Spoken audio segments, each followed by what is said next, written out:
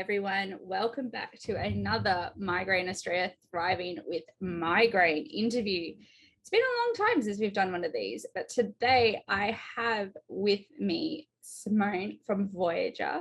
She's the lead guitarist and we're going to chat. We're just going to have a really nice casual chat with her today about how she manages to do the amazing work that she does and bringing migraine into the center and how migraine has affected life. So let's start with, what do you do for work? Music was obviously my main passion. Believe it or not, I was an insurance claims manager for a long time. I don't think that job really did wonders for my condition. In fact, I have a strong, sneaky suspicion that that's contributed to it actually deteriorating. But I've always done music in between that. It's always been kind of like a glorified hobby up until recently, I think. We all just love playing music. It's a great escapism for me, you know, for expressing my emotions, and it's very cathartic. So it's been a very big part of my life. But more recently, I've been doing some volunteer work with a company called Visibility, just to try and get back into that sort of officey kind of work again. And that's been great. They're a disability employment service company. The area I'm working in is bringing in my music and audio skills to help people with a disability. So I basically take audio CDs and they go through a computer software, and I edit them all, and then they're edited so they're easily to skip through for them to listen to, and it's put onto this special hard drive for them that they can actually handle. So people with MS as well, it's not just people with visual impairments, it's people with any sort of issues with muscular problems and things as well. So it's just really rewarding. Like, I'm loving it, just to know that you're helping other people as well that have got similar conditions and worse conditions than you as well. You can give something back to them. So, and of course, as you know, probably, or if you don't know, the music things kind of just decided to kind of skyrocket recently. So, yeah, tell us a little bit more about that too. Yeah, look, we've not really been doing much, as you can imagine, because of COVID. And I hate to admit it, but it was kind of a welcome break for me because I was having a real rough time with my health. But we've applied for Eurovision since about 2015, which is, I think, when they first included Australia in it, because a lot of fans were just like, oh, you guys would really fit in because we're kind of a electro pop progressive metal. Yeah. That's the best way, synthwavey sort of stuff. Well, we got into the top 20 the last year or the year before, and we were shocked by that. And we'll just put it in again and see what happens. And we ended up getting into Australia Decides in the top 10. So amazing, absolutely amazing. Yeah, so that really shocked us. I mean, it was a welcome sort of boost for us all, because it's been not great for the arts and in general. We're still in shock. We still can't believe that it's happening. Like, it's just really surreal at the moment. And I've listened to the single, I've listened to Dreamer, and I've told you about this too. And it, like, the day after I heard it, it was my earworm of the day and I couldn't get it out of my head. And then I watched the music video clip and I was just like, how did Simone do this? You know, people with migraine, you and we've talked about this, where they see you up on stage and they think, oh, you're fine, because you're up on stage, you've got all the lights, you've got the strobes, you're in a crowd, you know, the music's really loud, so you must be fine. But it's a completely different story, isn't it? Oh, look, the prep that goes into performing is just insane. And you know, everyone talks about migraine toolkits and stuff. Yeah, you better believe I've got a migraine toolkit for that stuff. I wouldn't be able to prop myself up on stage if it wasn't for a plethora of medications propping me up a lot of the time. Sometimes the worst part is when you're fine, when you first go up there and it starts coming on halfway through the set. That's a really great one. And you're like, you just basically have to close your eyes and just try and switch off and push yourself through, and maybe tap your singer in the shoulder and go, can we maybe cut a song, because I don't think I can make it through another song. I would not be able to do any of this if it wasn't for a massive support network that I've got.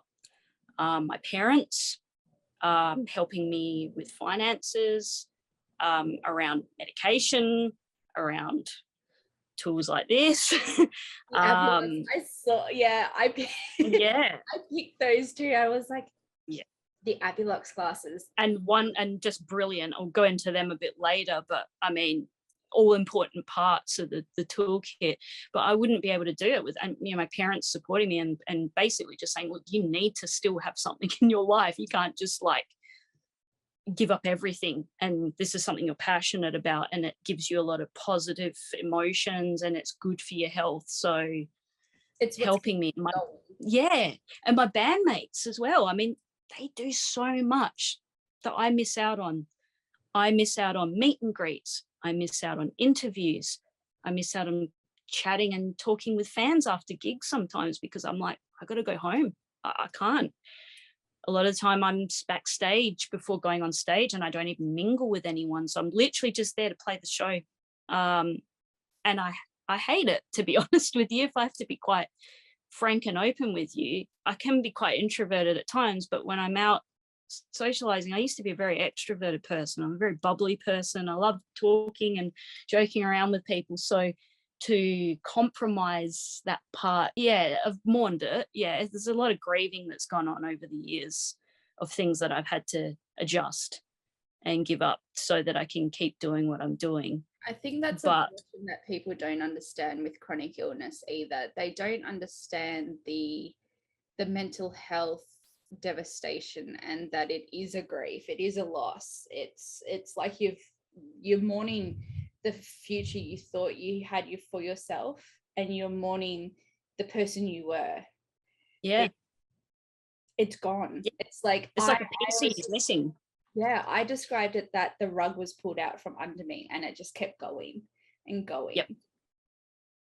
It is, and it's continuous. You never stop grieving over it, because as we discussed privately before, it's like a roller coaster. You're like, oh, you could have a week or two. You could even have a month where you're like, oh man, I've been really good. I've actually managed to get, a good 4 or 5 hours out of each day, having a good time. And then you can be absolutely bedridden for 2 months.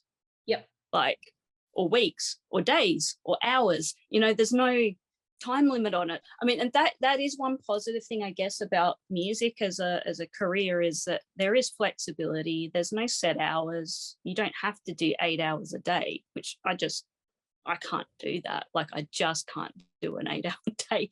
I used to be able to do that, but it's like, I need to have my nana naps, in between the day. And after about 3, like sometimes 4 or 5, if I have a good day, after about 4 or 5 hours, it's just like, forget about it. You're like, I need a nap. I feel like an old woman before my time. Completely. So what preparation do you do for gigs and recording and filming? And I'm fully aware that those 3 will have very different preparations. Look, when we were touring, I mean, when we're not touring at the moment, and that's something we've had to kind of negotiate as well, because like, it's hard for me. The last time we did a tour, which was about 3 or 4 years ago, I came home and I was like, I don't know if I can do this anymore. Like, it's kind of got to that point. So we're kind of trying to rejig things so that it's a bit more manageable. But look, they have to hire buses with beds. That's an additional cost for the band, so that I can go and lie down when I need to and sleep in this little cocoon of a bed that we've got. They're like bunk beds, and the band have to set up gear for me sometimes and pack it down so that I can literally just walk on stage and perform. Medications, I'm literally microdosing throughout a lot of the time. Medications that will probably just like knock out a small elephant, to be honest with you, like, because otherwise it's like, well, I wouldn't be able to do anything if I don't do this. And look, and there's times when I just can't do things. There's times when it's like, sorry guys, can you do this just as a 4 of you or 3 of you or however many people? I have to just basically go, I need to listen to my body and go, I can't do this. Like, you guys are going to have to do meetings or interviews and make tough decisions. Like, I'm out of the loop a lot of the time if they're making some decisions, because it's like I have to trust them. Another thing that you grieve, especially when you used to be the one that used to organize everything. Yes. So it's like that control thing.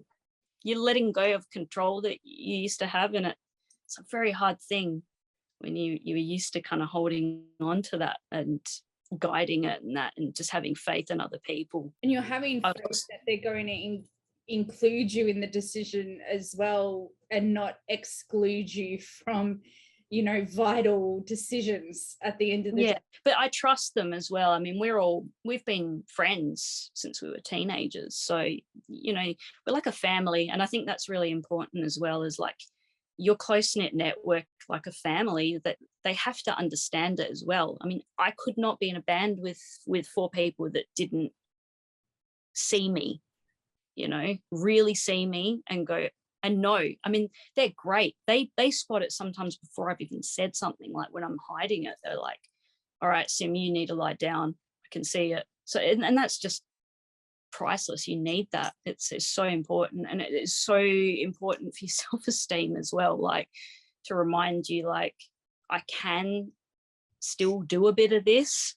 I just need to be willing to ask for help a lot of the time, In terms of treatments as well, like I probably should talk about Emgality, because that's what I'm on at the moment. Yep. I have to be kind of honest, it's not been as good as the Aimovig, and that was brilliant. Like I think that was the best treatment I've ever been on. Like it wasn't a cure, I obviously still had them, but like the amount of reduction that I got and the amount of life I got back when I was on Aimovig I was on it for a year and a half. Yeah. Just a year and a half, but unfortunately they're like $800 a jab, so it's like, who can afford that? The Emgality is working like the first week and a half. I'm sort of noticing it's kind of dulls it down, but it's wearing off a lot sooner, and I'm kind of dealing with some side effects that are not so great as well. So yeah, it's just the story, isn't it? It's really unfortunate. And as much as they are a CGIP, they do tend to not act on the same. I can't remember which way it goes, but one acts on like a narrow channel and one acts on the wide channel. It's something like that. So I think the Aimovig was more specific, and hopefully when we get G-Pants, like Nurtec in Australia, that is supposed to be it's supposed to be the most similar to Aimovig. So maybe fingers crossed. So we need access to these medications, and it just takes way too long in Australia to get these medications. It does. Hey, I mean, I'm originally from Scotland, but I've been here for 30 years. And I could literally, if I flew back to Scotland right now, I'd be getting all of this treatment for free on NHS. Yeah. And easily available. And you just think, what are we doing? Like, this is, you're denying the ability for people to get some semblance of life back. Like a lot of people with migraine and other disabilities have got so much to offer, even if they can't work full time. Like they can do casual or part-time work, and they're really great workers, and they're tough cookies, because we have to be tough to deal with this. We're resilient people. It's driving me nuts. And also the other thing being the medical cannabis, which is something that I started using recently as well, which has been a massive help. I mean, I've reduced the amount of opiate painkillers that I've had to use, and I find I can actually do things when I use it as well, rather than when you have opiates, it's like you're in bed, you're a zombie. Like you talk about the Largactil. So I have that, and like I don't feel as impaired. The pain is more manageable. It's just sort of sits in the background a bit more. But it's like $750 for 6 weeks worth of supply. I'm like literally in the process at the moment of trying to find a cheaper option around it, because it's just like, who can afford that? Yeah. You've made it impossible for people to get painkillers now. Like you pretty much straight banned all of them off the counter, and they were like lifesavers. I don't know about you, but I used to use the over-the-counter stuff as a backup when I would run out of the strong stuff, because you're like, I'd be stuffed without it. Yeah. So they've removed that, and they treat you like a drug seeker now, and basically don't want to give you anything when you're like, I'm in 10 out of 10 pain. They've got this other option here that could be helping a large proportion of Australians, but they're just stuck around the whole, smoking weed sort of stigma around it, and won't change the driving laws. They just won't do anything with it. It's just, it's infuriating. Yeah. It really is. It's a rock and a hard place. It goes back to the migraine is still seen in a large majority as just a headache. It's not seen as a neurological disorder. I think that's our main problem, is that the education and awareness surrounding migraine and the reality of the disorder is not there. Oh, absolutely not. It's still seen as a pain condition. It's still seen as a headache, when that it's just not the case at all. No, they don't realize it affects the entire body. I had a doctor say to me the other week, completely insensitive, when I was going for treatment, when I had a 10 out of 10 one, and she's like, you walk slow. I said, I'm in pain. It hurts to walk.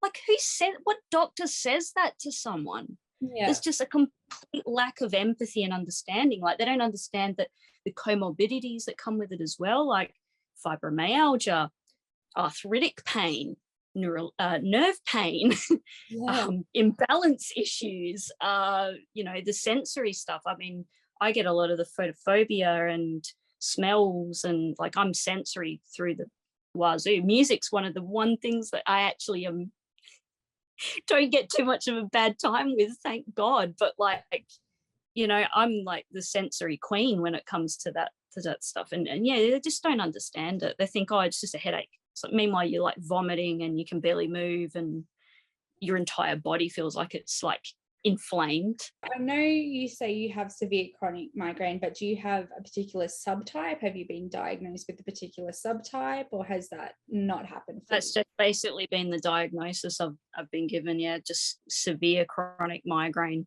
over 15 days a month. I started off as episodic when I was about 9 when they kind of first sort of started. They were just like, I'd be in the classroom staring at the teacher, and I just would get headaches every afternoon, like just come on at like about 1 or 2 in the afternoon, particularly bad in summer, because summer is my worst time of the year, unfortunately, with the 40 plus degrees. And I would be in the sick bay like nearly every day, and I didn't even realize, like, I used to get travel sickness and stuff like that, and you don't realize these are all like early warning signs. Like, I still can't travel backwards on a bus or anything. Like, I'll throw up if I do. It's just horrible. But I didn't get diagnosed with migraine until I was a teenager. My dad suffers them as well. So it's genetic, as we all know. It's through my entire family. They didn't become chronic until 24. I was about 24, so I'm 37 now.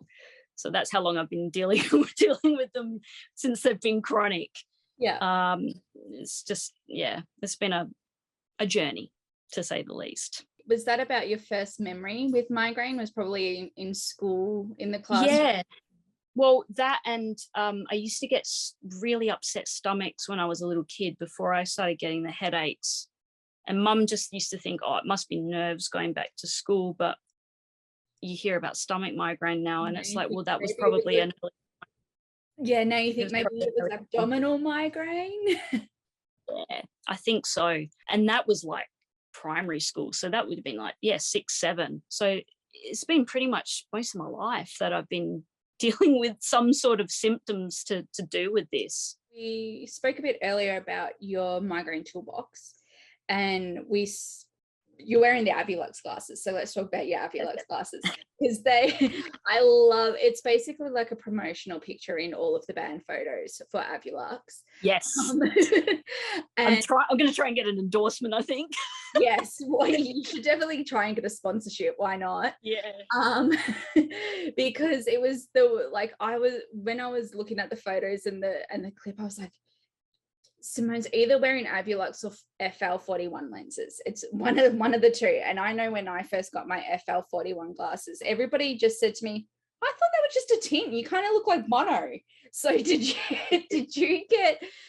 people just sort of say to you, oh, you're in a band, so we just thought it was like tint glasses? Like, or did people sort of realize it was for the lights and the strobes? Well, I've been quite open about my condition, well, probably in the last couple of years. When you guys started doing, because I think I joined up with the chat group, I kind of started being a little bit more vocal with it when you guys started doing the campaigns, because I was really bad then as well. And I was like, you know what, anything I can do to help, I've got a platform. Plus I'm sick of trying to explain it to people when they don't get it, when you've got to reschedule things all the time and they think, oh, she's just being lazy. No, I literally can't cope with it right now. I sort of started joining the group and looking into a lot more of like these sort of things around that time. And I did the Migraine Awareness Month. And so a lot of people kind of picked up on it because of the Shades with Migraine thing, I think. Because I noticed a lot of the comments were like, oh, are they for your condition or are they for your migraine? And I was like, wow, okay, people are actually starting to pick up on it now. Obviously, my blabbing on about it is working. The guys just call me John Lennon. Yes. Like Simone, they're like, love the Simone Lennon glasses. I'm like, yeah.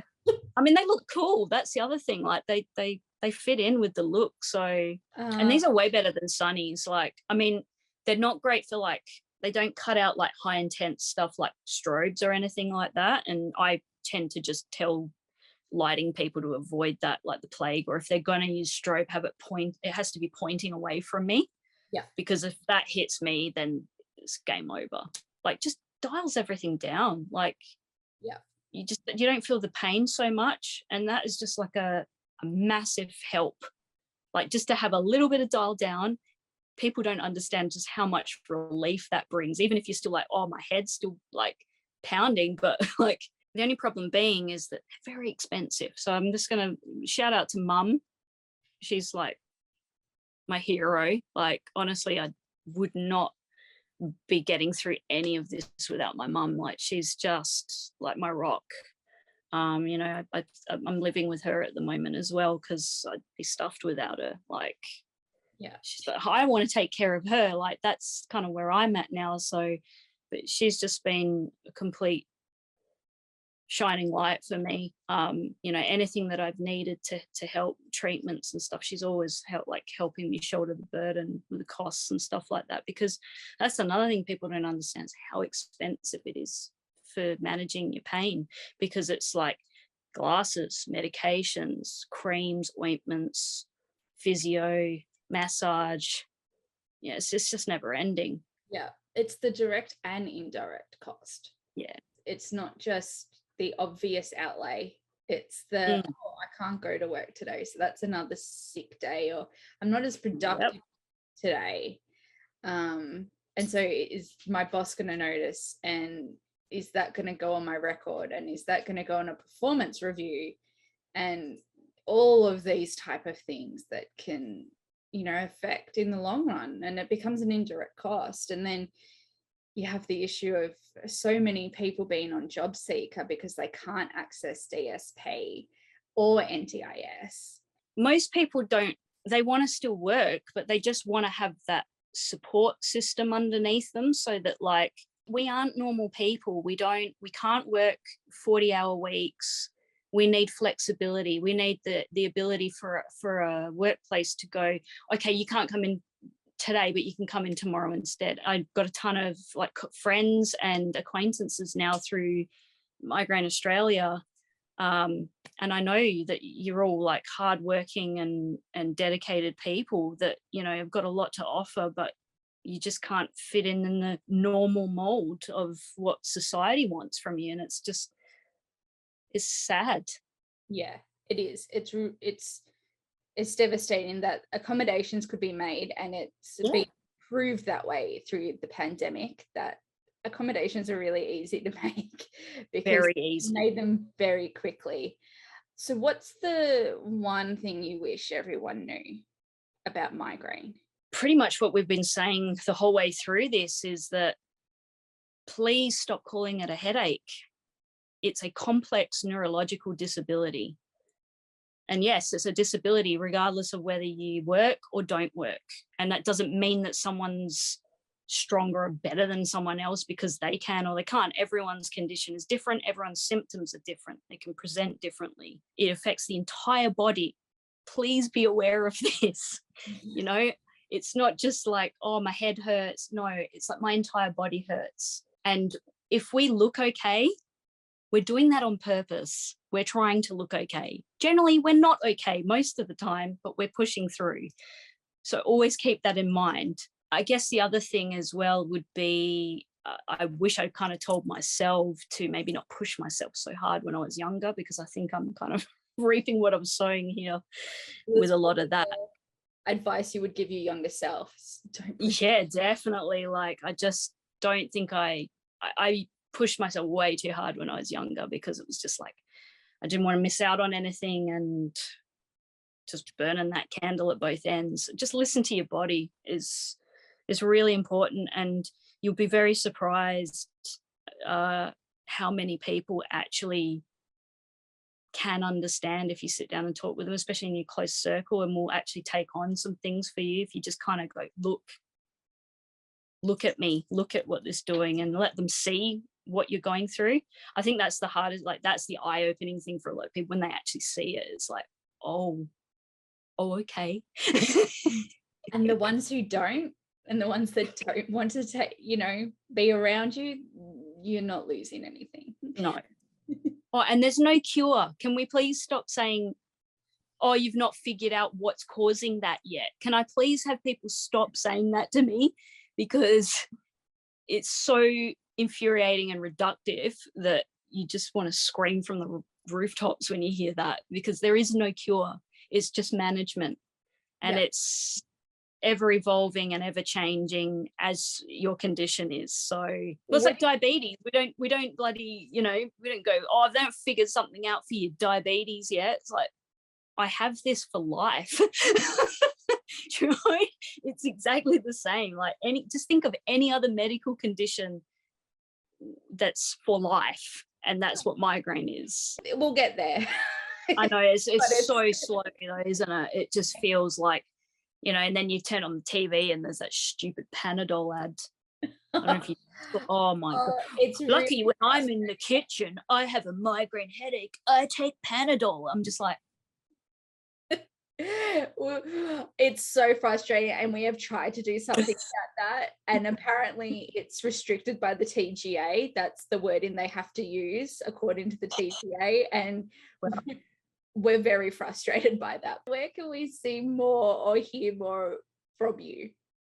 Well, you're probably going to be seeing and hearing a lot more of us in the next few weeks because of Eurovision decides. We are penciled in to be performing on the 26th of February at the Gold Coast. Yep. And it will be as cheesy and glittery and glamorous as you can imagine that would be, being Eurovision. And it has to be. Yeah. It's all about the drama. So that's the 26th of Feb. Voyager-Australia.com is our website. We are Voyager Australia on Facebook. Voyager AU on Instagram and Twitter. Instagram tends to have a lot of silly videos and stuff if you want to kind of see what we're about. We're just nonsense and humor and music, basically, because humor does belong in music. We've just literally dropped our Eurovision single Dreamer. It's a bit of a pop banger with some heavy groovy riffs, and just absolutely stoked with the response to it as well. I mean, we're really glad that people get it, because we tried to still keep it as Voyager as possible, but with Eurovision in mind, and hardest point being keeping the song under 3 minutes. Yes, it's a fantastic song, guys. You need to go and listen to it, because it's been stuck in my head for about a week now, and I think I'm glad you like it. I think my husband's ready to shoot me. But it's so good, and I've sent it to like all my friends who are really into that type of music and into Eurovision as well, and I was like, Awesome. Get onto this. So it's been really lovely chatting with you today, and we can't wait to see more from you. Oh, thanks for having the time with me, and just thank you to you guys and all the community for all your support. It's been a godsend, like actually just seeing other people that are going through the same things and just reading them talking about things that you didn't realize were actually migraine related as well, like side effects and things. Oh my God, I was going crazy. Oh, that's part of that, you know. It's just really good community and very informative and done so much for us in terms of like help with medication. So I just want to thank you guys for everything that you do. And if there's anything I can do in the future to help, then please let me know. Beautiful. Thank you so much.